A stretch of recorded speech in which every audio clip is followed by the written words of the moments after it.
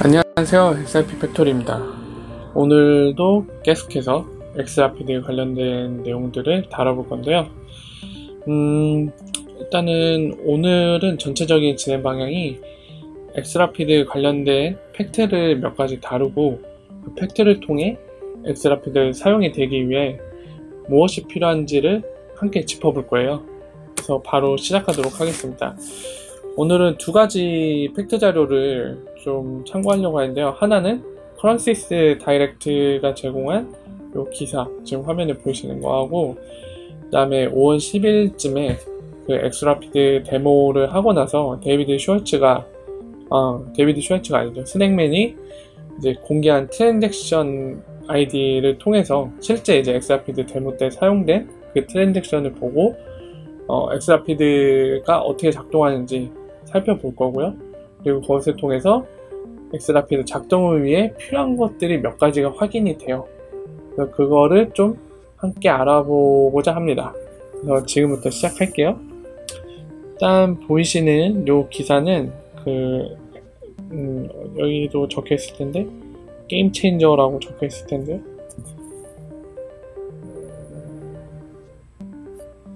이 업체가 게임 체인저라고 극찬을 했어요. XRP에 대해서. 여기는 안 적혀 있나 본데?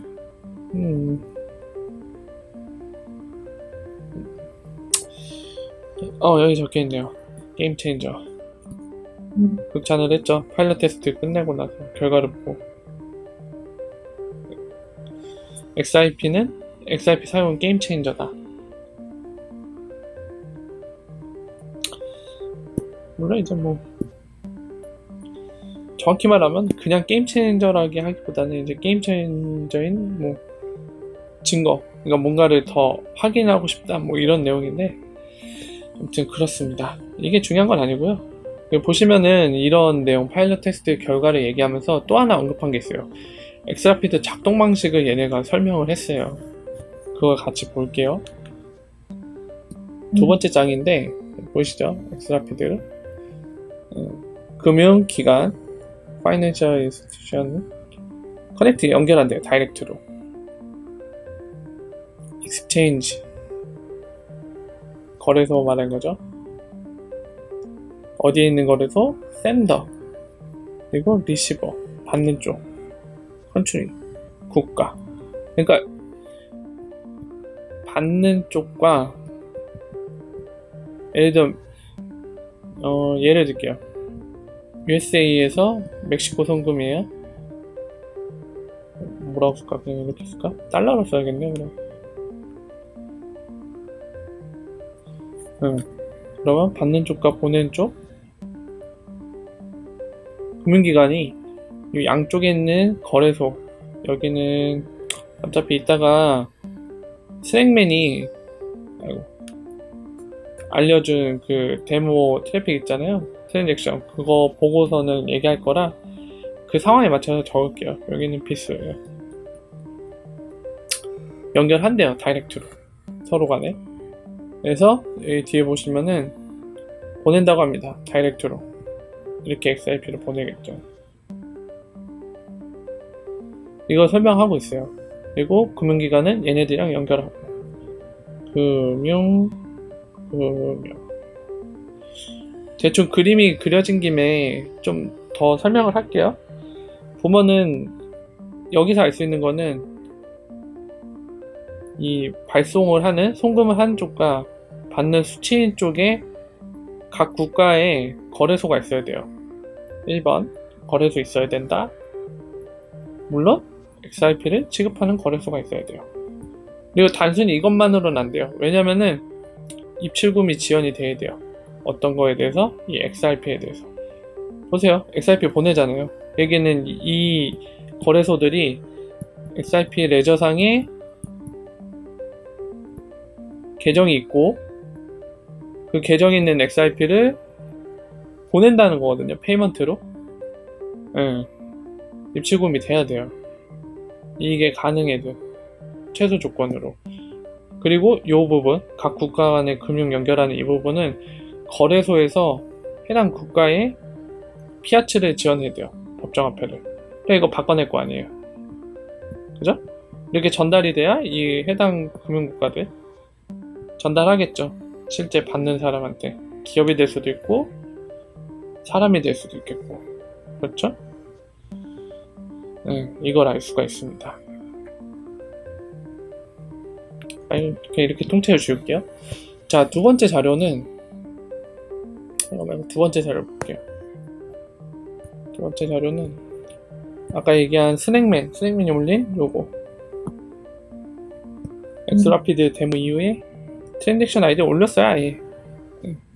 이거 같이 볼게요. 자, 잠깐만요.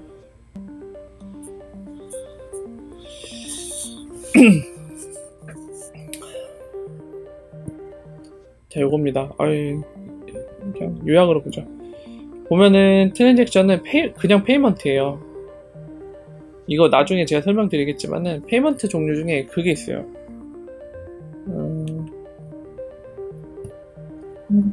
어떤 게 있냐면은 그냥 페이먼트 있고요.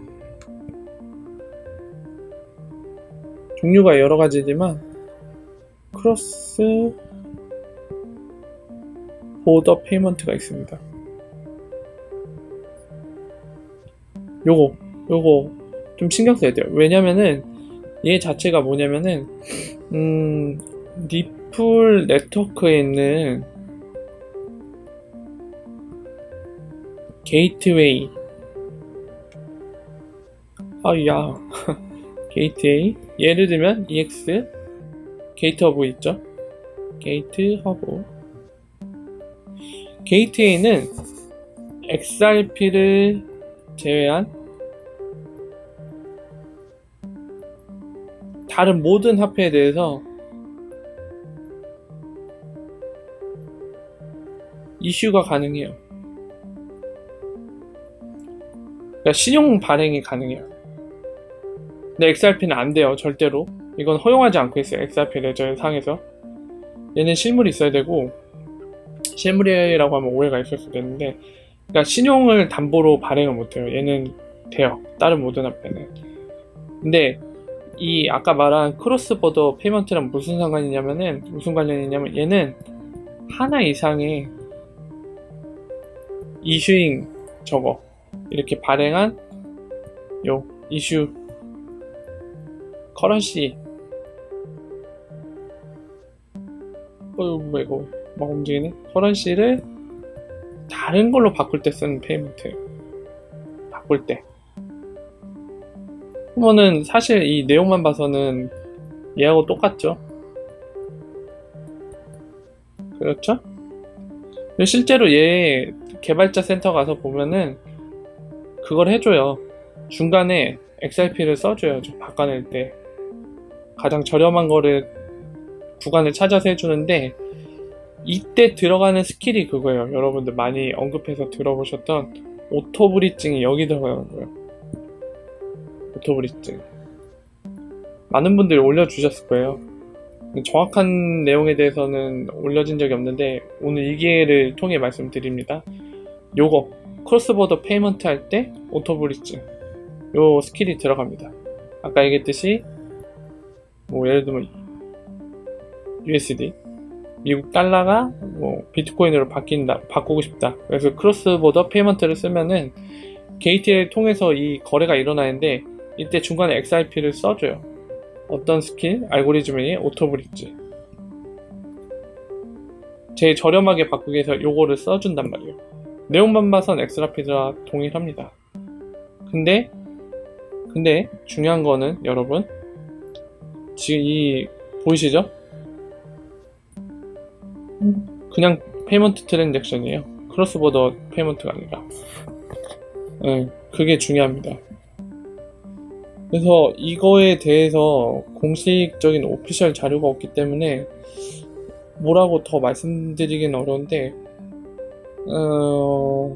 일단은 게이트에서는 쓰는 건 확실해요. 왜냐면 대부 거기에 올라 있거든요. 그런데 엑스라피드는 저 방식을 쓰지 않아요. 네. 일단 더 지켜봐야 되는데 일단은 이거는 스낵맨이 직접 올린 거기 때문에 네, 엑스라피드는 일단 크로스보더 페이먼트를 쓰진 않는 것 같습니다. 거래소 간에 이제 이동하기 위해서 그냥 페이먼트 트랜잭션을 쓰는 것 같고요. 네.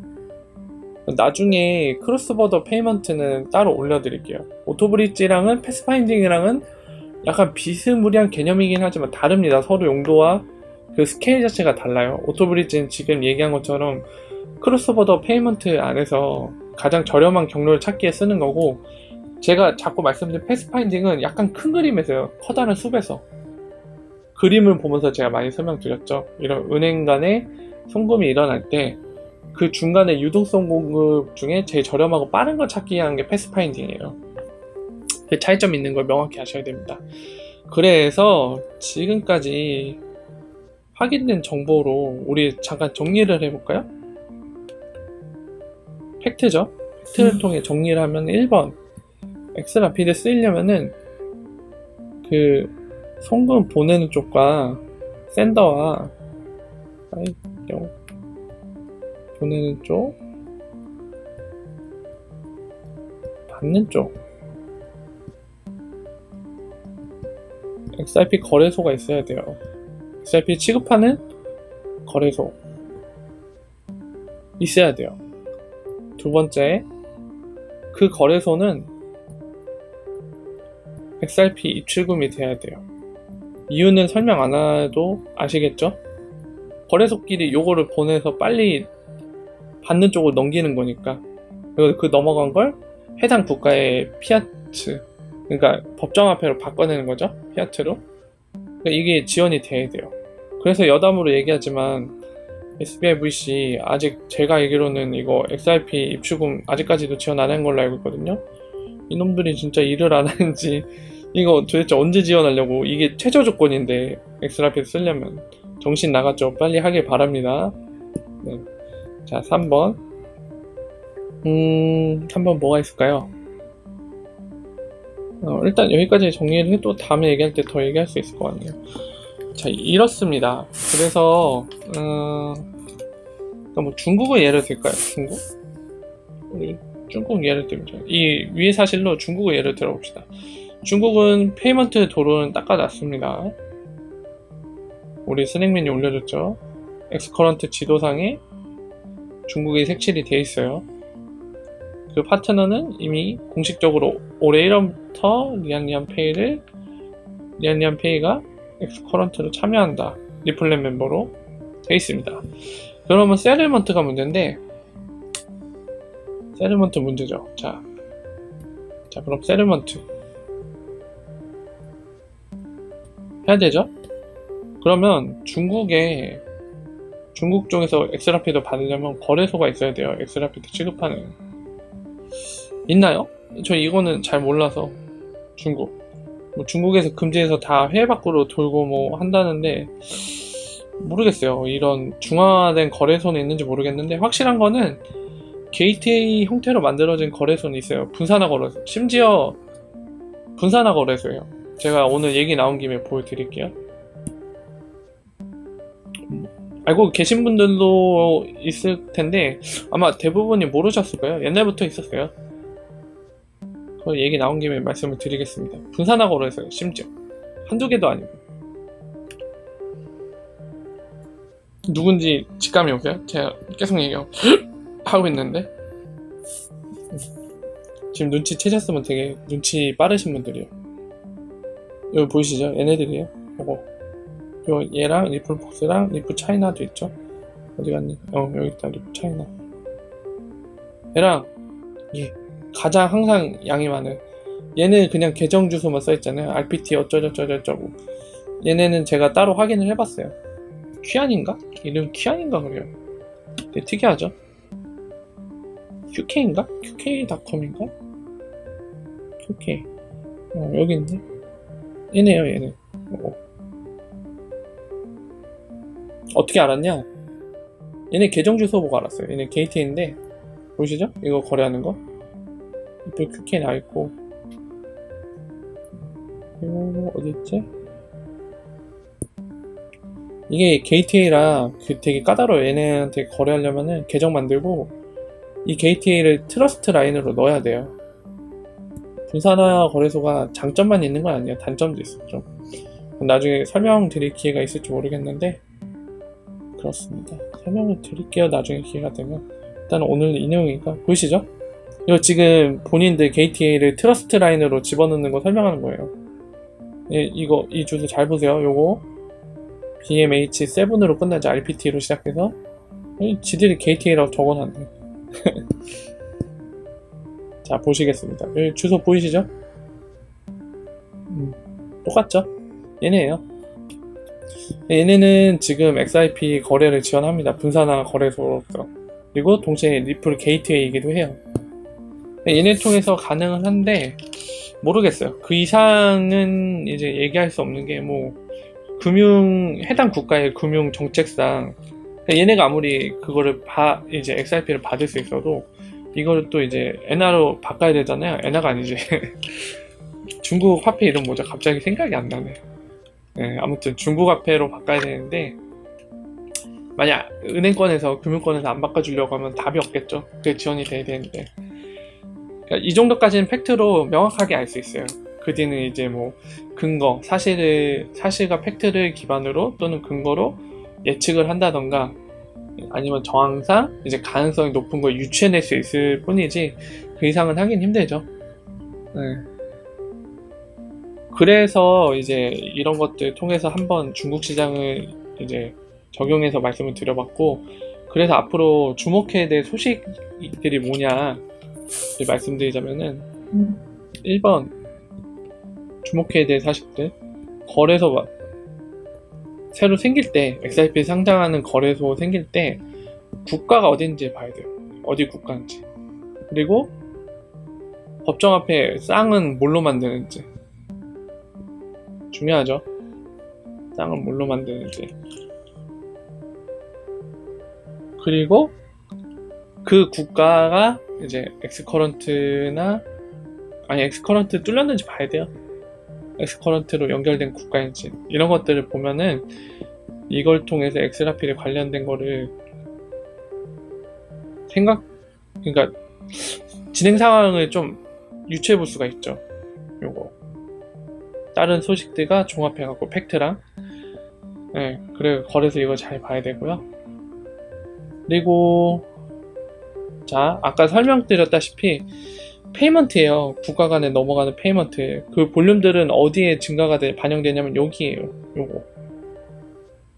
이게 늘어나면은 당연히 XRP도 사용이 많이 되면은 이제 각 국가 간의 거래소 간에 XRP 페이먼트가 이제 거래가 되면서 요 볼륨이 늘어날 거 아니에요.